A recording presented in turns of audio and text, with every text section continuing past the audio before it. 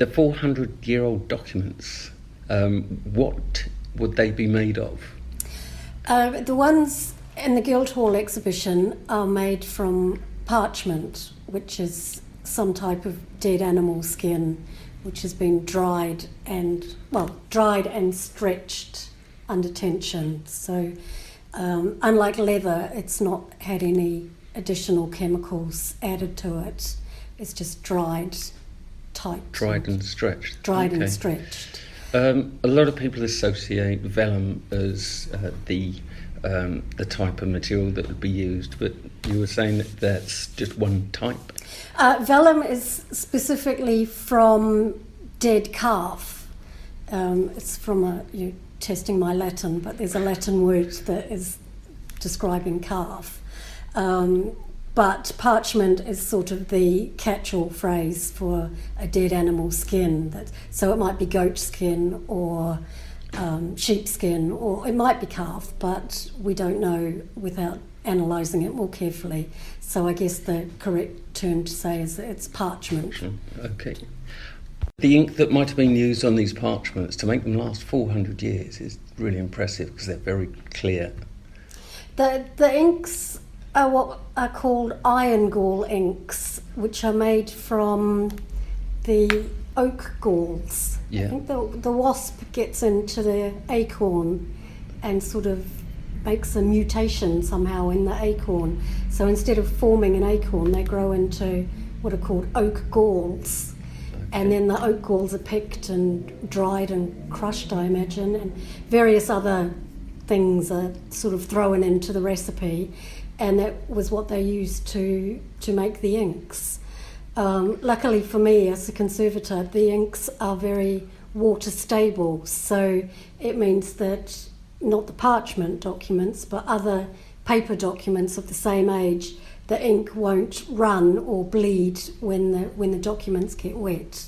Hence the wonderful videos that we've seen of you washing documents. That's right. Astounding. It's very helpful for conservators that the inks are water stable. So right, and something 400 years old, because there are other colours involved other than black, aren't there? It depends.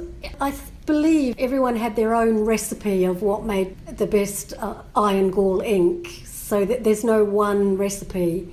There's various compounds or various additions that are thrown into the mix. Still astounding, still magic. The old dead cat and rusty nails and things, and pickled hedgehogs and things like that. But. Did you actually get to work on the charter at all? They're in pretty good condition. I didn't need to do anything to them for the exhibition other than make some sort of support boards to tie them down so that they don't roll up in the process. Right. And what sort of environmental conditions would you be protecting them from? Yeah, the thing with parchment is very stable, which is why they used it for important old documents like this. And in fact, Acts of Parliament today are still written on parchment because they're so durable and long-lasting. But the one downside of parchment is that if it gets wet or damp, then because it's just dried out skin, it will absorb the moisture and it will revert to what it is, which is dead animal skin. Right. And it will start doing what dead animals do.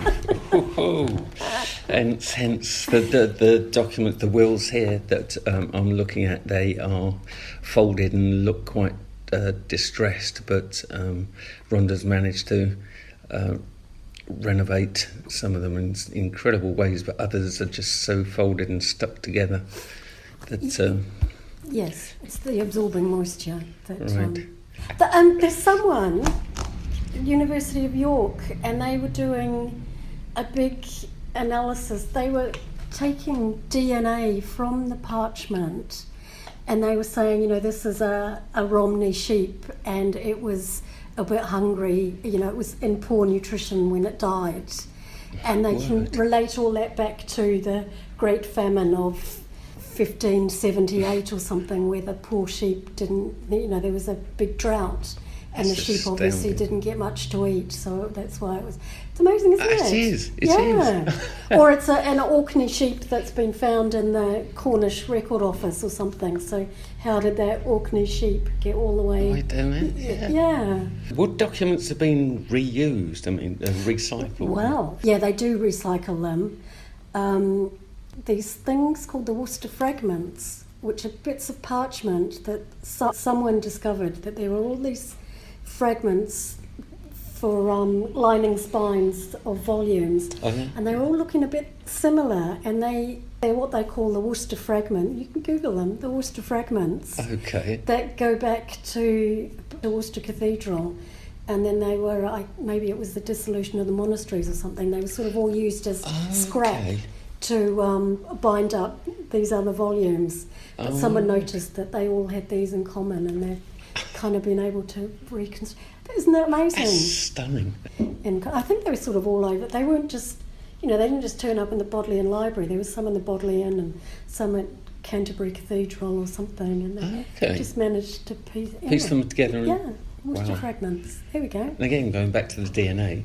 Yes, yeah. I used it as a consultant to recommend on how they are preserved and how they're stored. Yeah, sometimes people do ask. Right. Come and ask what's best to do. So that's good, and that's part always of the happy to help. Yes, indeed, yeah. Because of course that's part of the service that you offer, not just inside the hive, but outside the hive. Yeah.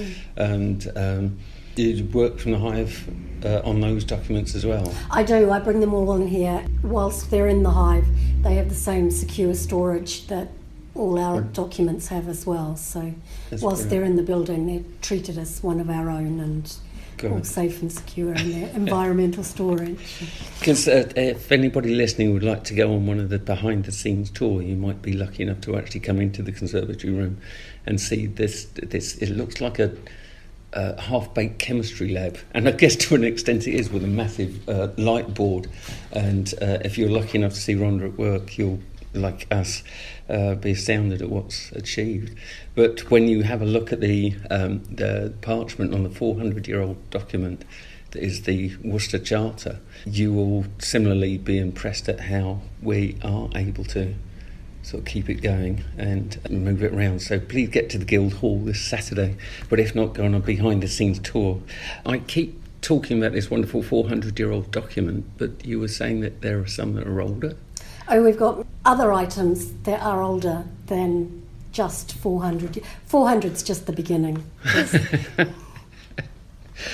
And all of them will go through your hands at some stage? Well, at some point, maybe, depending on if they're needed for an exhibition or if they're needed in the search room, then it just depends, sort of supply and demand and time available.